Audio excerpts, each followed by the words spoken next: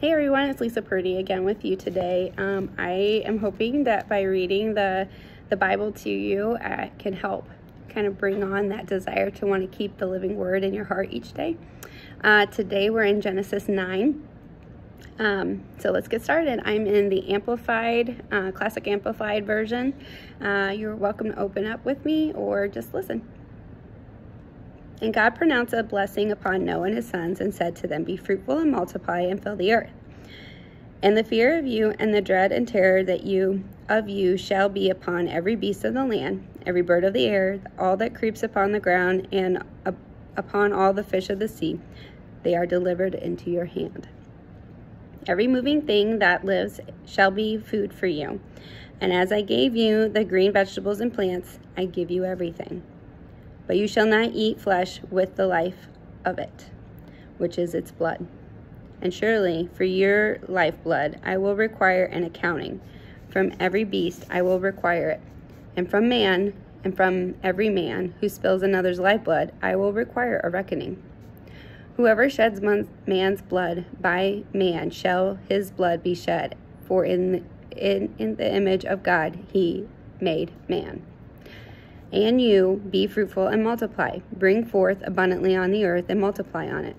Then God spoke to Noah and to his sons and said with him, saying, "Behold, I establish my covenant or pledge with you and with your descendants after you, and with every living creature that is with you, whether the birds, the livestock, or the wild beasts of the earth along with you, as many as came out of the ark, every animal of the earth. I will establish my covenant or pledge with you. Never again shall all flesh be cut off by the waters of a flood, neither shall there ever again be a flood to destroy the earth and make it corrupt." And God said, "This is the token of the covenant, solemn pledge, which I am making between me and you and every living creature that is with you for all future generations. I set my bow, rainbow, in the cloud, and it shall be a token or sign of a covenant or solemn pledge between me and the earth." I'm going to pause right there. That's important. The world that we live in has tried to destroy the image of a pledge or covenant, which is the rainbow. It even says that all earth groans for God and his return, for Jesus to return. And so it's interesting that he says in here that this is a pledge, a token, a covenant, which I am making between me and you and every living creature for all future generations, which means they can recognize and understand what it is too. Satan loves to destroy and make things deteriorate in value by distorting what they really are. So just take that into account. Sometimes looking at something that was supposed to be intended for good, Satan wants to try to represent it differently. So just, be aware.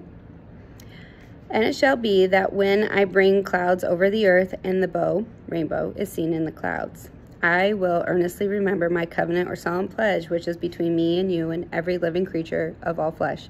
And the waters will no more become a flood to destroy and make all flesh corrupt. When the bow, rainbow, is in the clouds and I look upon it, I will earnestly remember the everlasting covenant or pledge between God and every living creature of all flesh that is upon the earth." And God said to Noah, "The rainbow is the token or sign or covenant or solemn pledge which I have established between me and all flesh upon the earth." That's a lot of times that he has repeated this. That means it's significant. The sons of Noah who went forth from the ark were Shem, Ham, and Japheth. Ham was the father of Canaan, born later. These are the three sons of Noah, and from them the whole earth was overspread and stocked with its inhabitants. And Noah began to cultivate the ground, and he planted a vineyard. And he drank of the wine and became drunk, and he was uncovered and lay naked in his tent. So this is years later. And Ham, the father of Canaan, glanced at and saw the nakedness of his father, and took his two brothers outside. So Shem and Japheth took a garment, laid it upon the shoulders of both, and went backward and covered the nakedness of their father. And their faces were backward, and they did not see their father's nakedness. When Noah awoke from his wine and knew the thing which his youngest son had done to him, He exclaimed, "Cursed be Canaan. He shall be the servant of servants to his brethren."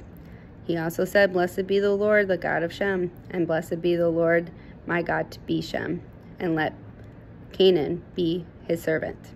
May God enlarge Japheth, and let him dwell in the tents of Shem, and let Canaan be his servant." And Noah lived after the flood 350 more years. All the days of Noah were 950 years, and he died. So, if you remember, we already are seeing where one of the sons is not honoring and has that somewhat wickedness, I guess you could say, in his heart. The other two were honoring of their father. Despite his choices, they still honored who he was in their life. For the youngest son to do something like that was a big deal. It's not fair for him to have laughed at him, even if he felt like his father was not doing the right thing. And what's interesting is out of that, his father knew what he did, so because he knows his sons, and he curses the youngest son. So cursing and blessings, you'll see in the Bible, are also a big deal. You can bless generations to come, and you can curse them based on some of the things that their parents do or what you yourself do. God can always redeem these things, so just know that. But it's just interesting that we see the beginning stages of this, and as you continue to read forth, you'll see how each one of the family lines carries through, and they happen exactly as he calls out. So thanks for joining me. I hope this helps you out, and have a great day.